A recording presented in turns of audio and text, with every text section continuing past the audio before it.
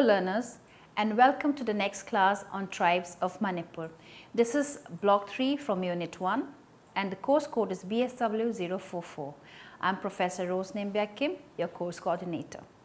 Now before we continue with the class, let us have a small recap about what we have done in the previous session. Manipur. It is one of the 8 states that comprise the northeastern states of India. Bordering the state is Myanmar, which is now known as Burma, in the east, Nagaland in the north, Assam in the west, and Mizoram in the southwest. Imphal is the capital of the state. There are other ethnic groups that constitute the people of the state. They are the Meiteis, the Chin Zomi Kuki, and the Nagas. The Meiteis are the majority community in Manipur, comprising almost 58% of the total population, while the Nagas and Chin Zomi Kuki tribes make up to about 36%.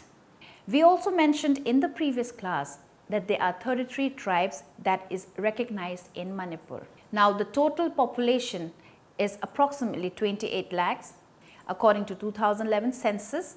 Of this, we have also informed you that approximately 58.9% represent the valley population, that is the Meiteis, who are not a tribe, and 41.1% represents the population of the hills.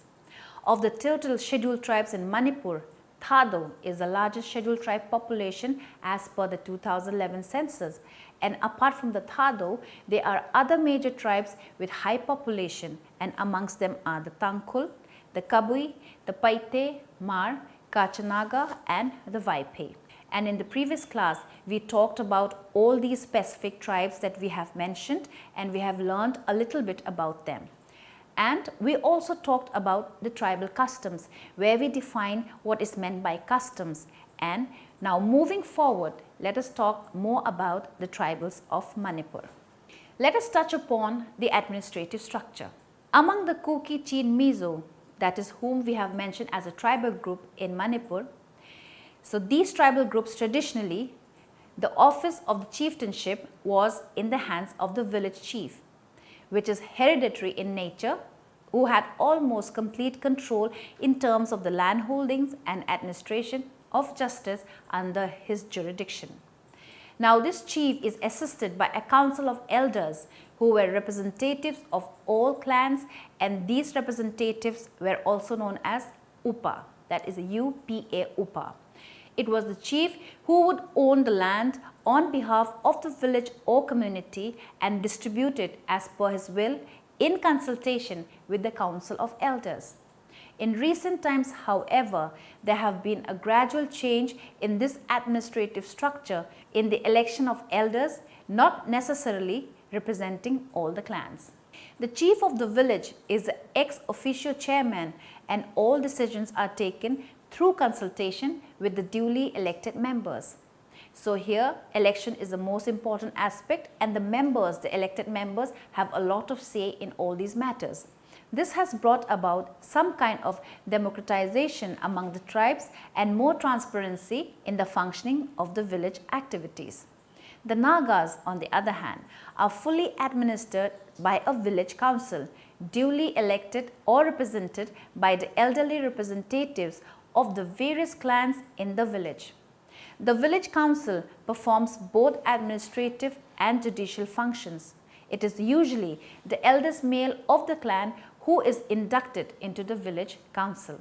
However, traces of a monarchical system of chieftainship are not altogether absent among the Naga tribes. The Maram Nagas still have a queen who performs all the customary laws and is highly revered by the people. The Maus and Zelarongs also exhibit these tendencies, with the first settlers of the village becoming automatically the head or the chief, and the subsequent chieftainship being taken over by the eldest son of the family, and that is why probably it is called monarchical or hereditary. It may be noted here, however, that the village chief is only a nominal head in the village, while the administrative powers lies in the hands of the village council, comprising of the Kulakpa, that is known as the chairman, elected by the villagers. In this manner, most Naga tribes in Manipur do have chiefs. It is apparent in both cases that tenets of democracy have begun to crystallize despite the presence of chiefs whose traditional role was enormous but now have been rendered to that of a decision maker. Now, among these tribal groups, there are the chief, which is the most important aspect, and the chief takes a lot of decision. It is not only among the Naga group, but also among the other group that we have discussed, be it the Thado, the Tangkhul, the Mar, the Vaipe, the Paite, the chief or the Upa is the one who takes the decisions. The land ownership patterns, as briefly mentioned, shows that there are certain differences among the tribes of Manipur. For the Chin, Kuki, Mizo group of tribes, the village chief is the authority over the village land. He is the village chief as well as the owner of the village land who receives changseo, which is a measure of paddy offered to the chief annually for the individual right of cultivation on the village land and a one-day free labor of one person of every household per annum called kotha. However, a tribute is paid to the village chief by any villager whenever an animal is killed in hunting and even when a villager sells animals like buffalo, cow and so on. Now, this is however changing with the inclusion of elected members in decision making. On the positive sides, although this new form of administration is far more constructive, often tensions arise when there is a conflict of interest between the chief and the other elder members of the council. The Naga tribes, on the other hand, practice the system of community land ownership. Ownership rights of land can be given to any person or clan with the explicit knowledge and understanding that it is going to be used by that particular person or clan for farming, and that is what we know as community land ownership. Now, not only for farming but for cultivation, habitation or acquiring forest land resources. Now, the Nagas are not allowed to sell land on an individual basis as it is a community land ownership. Let us now move forward and understand the clan system and inheritance among the tribals. One important aspect of the tribal society in Manipur is the importance given to clans. Clans are made up of a number of families who trace their ancestry to a particular person or a family. A clan. What is a clan? A clan is a group of people united by actual or perceived kingships and descent. Even if actual lineage patterns are unknown, clan members may nonetheless recognize a founding member of epical ancestor. This is what a clan is all about. Now, the importance given to clans among the tribal groups in Manipur is because all decisions bearing upon the village in which they live or the clan itself is carried out through a collective decision by the elders of the various clans. Now, this clan system is prevalent both in the Kuki, Chin, Mizo and the Naga tribes. This is identified by a common surname. Within the clan, there is also what is called sub-clans and sub-sub-clans. Sub-clans have mushroomed in recent times due to migration from the mother village and the formation of new villages. Now, these sub-clans are actually a group of close-knit families which unite due to certain factors such as land or family inheritance. In some tribes, however, these sub-clans become new clans after some customary laws are performed. Now, among the tribal groups within the Chin, Kuki, Mizo group, we have a lot of tribal customs and traditions for every big thing and small thing. So now in some tribes, however, these sub-clans become new clans after some customary laws are performed. So here also the practice is prevalent.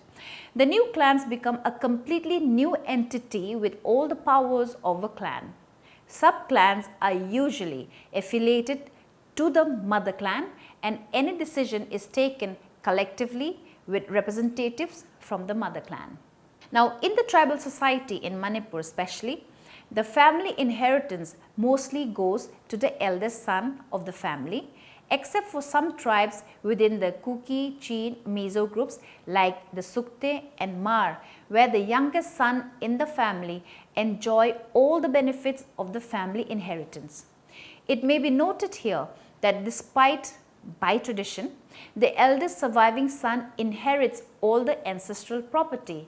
By convention, the ancestral house is given to the youngest son with an understanding that he will take care of the parents as long as they live.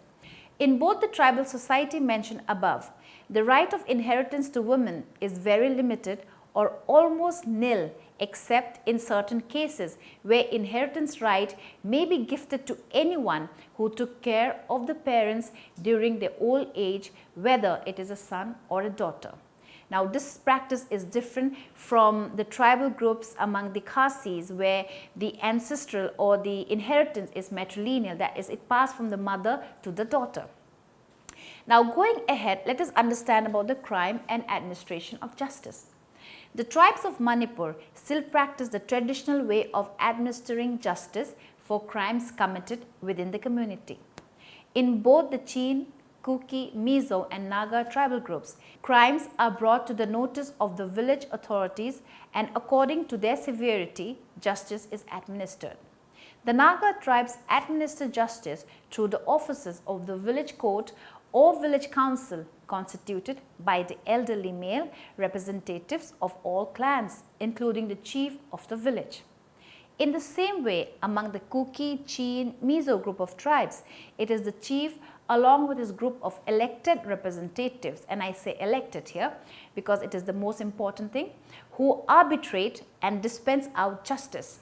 When it is difficult to determine the guilt, the tribal people leave the matter to the divine power by making the accused or all the accused perform certain oaths and genas.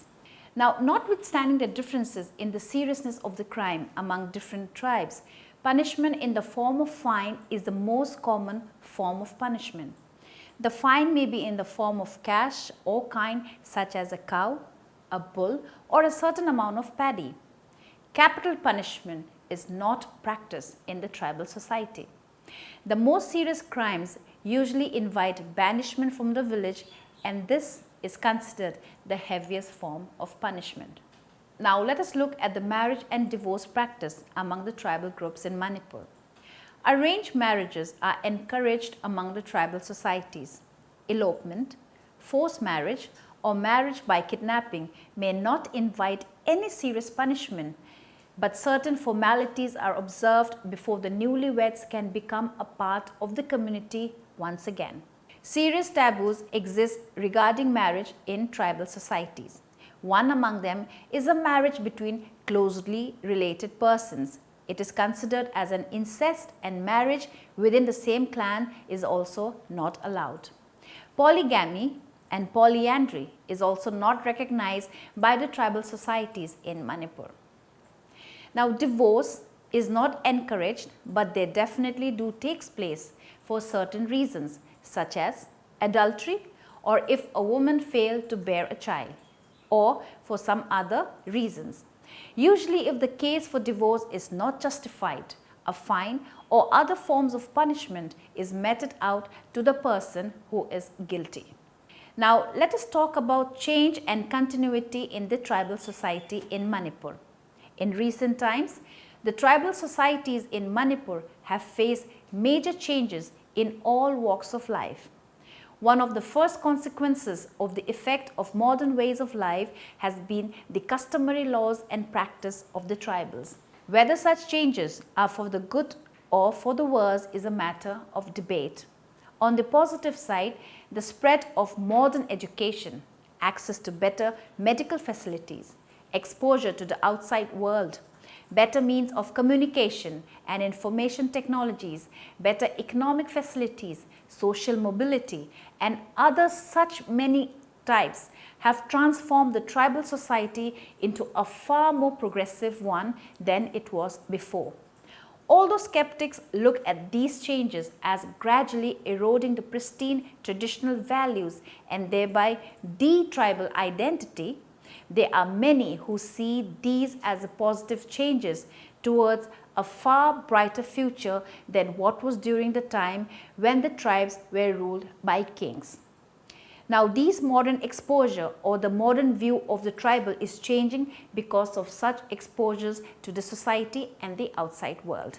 Let us first look at the customary laws and Christianity among the tribals. The tribals in Manipur are mostly Christians now. Before, they practiced ancestor worship. Christianity now has become one of the most potent forces that have contributed to the change that has taken place among the tribal customary laws and practice in Manipur. From the mundane approach of the tribal ancestral practices, Christianity brought in a spirituality that went beyond the everyday practice of the tribal communities. Ancestral worship or the worship of nature was replaced by divine worship, which literally prohibited the old practices by emphasizing that such worship was controlled by a higher supernatural authority. In other words, tree worship was discouraged with the assertion that trees were made by a god far more powerful than the tree itself. In a similar manner, a lot of customary practices were made redundant. Now, the coming of Christianity among the tribals of Manipur, however, has not altogether wiped out traditional institutions and certain customs relating to land use and ownership systems, marriages, inheritance, administration of justice, and certain gyanas. Even modern education, social and economic development, and other aspects of modern life have not completely led to the abandonment of these laws and practices. On the other hand, in recent times, there have been a resurgence to safeguard traditional practices. Folk songs and folklores are being recorded and printed, and they are making a lot of effort to save all these traditional aspects. Traditional attires, dances and festivals are being revived. In any important function in Manipur, tribal dances by fully attired dancers is an important part of the function. The diversity in these attires and dances further lent color and splendor, reflecting the kaleidoscopic nature of the tribals in Manipur. Now, let us also highlight the few unique features of Manipur. We have talked about what is Manipur, we have talked about the tribals in Manipur, tribals of Manipur. Now, let us see what Manipur is. In the previous class, we mentioned about Manipur being a playground of horse polo. Now, what is that all about? We mentioned definitely that horse polo is a particular sport, and along with polo field, hockey is also a popular sport. Now, Manipur has given birth to an indigenous form of classical dance known as Manipuri dance. Unlike other Indian dance forms, hand movements are used decoratively rather than as pantomime. Bells are not accentuated, and both men and women perform communally. The dance dramas interpreted by a narrator are a part of religious lives. Themes are generally taken from the life of Krishna, the pastoral god of Hinduism. Long and isolated art form, Manipuri was introduced to the rest of India by the poet Rabindranath Tagore in 1917. Now, after having talked about the tribals of Manipur, I would like to take you on a small journey into Manipur. Let us discuss the famous Loktak Lake. Loktak Lake is the largest freshwater lake in northeast India, which is in Manipur. It is also called the only floating lake in the world due to the floating heterogeneous mass of vegetation, soil, and organic matters at various stages of decomposition on it. It is located near Moirang in Manipur state, India. The etymology of Loktak is Lok, which is known as stream, and Tak, which is known as the end. The Keibul Lamjau National Park, which is the last natural refuge of the endangered Sangai or Manipur Brow antlered deer, is situated in the southeastern shores of this Loktak Lake and is the largest of all pumdis in the lake. Now, this ancient lake plays an important role in the economy of Manipur. It serves as a source of water for hydropower generation, irrigation and drinking water supply. The lake is also a source of livelihood for the rural fishermen who lives in the surrounding areas and on Pumdis, also known as Phumsongs. Now, let's talk about the dance form in Manipur, Thabal Chongwa or dancing by moonlight. This dance, in which the participants join hands in a circle, is a popular Manipuri folk dance associated with the festival of Yaoshang in India, which famously is known as Holi in other northern part of India. Now, to reiterate again, before we end, I would like to inform you that as per the Scheduled Castes and Scheduled Tribes List Orders of 1956, Part 10, Manipur Gazette Extraordinary, Part 2, Section 1, dated 7th January 2003, the Constitution of India recognizes a total of 33 tribal communities, both Chin, Zomi, Kuki and the Nagas in Manipur. Now, there are 33 tribal groups that we mentioned, and just to refresh your memory, because we have talked about a whole lot of things about Manipur, we even went to Loktak Lake, we even looked at the dance forms such as the Manipuri dance and the Thabal Chongwa. Now, let us reiterate about the 33 tribes that are existing in Manipur. Who are these tribes? They are Aimol, Anal, Angami, Chiru, Chotte, Gangte, Mar, Kabui, Kachanaga, Koram, Kaurau, Koirang, Kom, Kuki, Lamkang, Mao, Maram, Maring, Lusai, Monsang, Moyon, Paite, Purum, Paumai, Ralte, Sema, Simte, Sukte, Tangkhul, Tarau, Thado, Vaipe and Zo. Now, we also know that there are different other tribal groups in Manipur, but then the 33 tribes that we just mentioned is the one which is recognized as the tribes in Manipur. Now, in this session, we have briefly discussed about the state of Manipur in terms of continuity and change with reference to the tribal community. The tribal community in Manipur has come a long way in terms of education and other social upliftment. Definitely, every society has its ups and downs, but Manipur is also nonetheless, but then it has definitely come up in terms of education and other social upliftment. So the cultural affinity that exists between different tribal groups in Manipur has also led to the development of the state in a huge, massive manner.